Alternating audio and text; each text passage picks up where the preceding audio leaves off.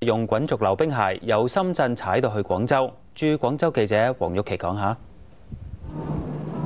搏命踩，搏命踩，20幾名滾軸溜冰好手為咗挑戰自己，由深圳一直踩到嚟廣州。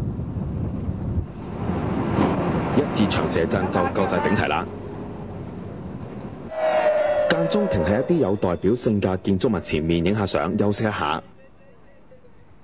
全長150公里，遇過大雨同埋水浸，但係無論困難幾大，都堅持要去到終點。最辛苦就係第一日嘅行落完雨嗰啲路濕滑，控制好困難，用多好多力，隻腳曾經抽筋，咁啫我就捽個藥油噴過之後咧，咁啊再繼續前進幾大咯。嚟嘅目的就係要跑呢個全程。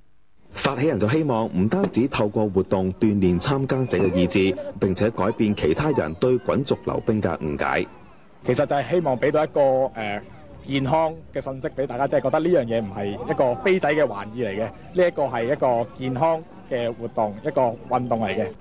完成咗今次呢個活動之後，發起人希望下次可以直接由香港出發，咁試下着住滾軸溜冰鞋過關嘅滋味。亞洲電視駐廣州記者黃旭琪報道。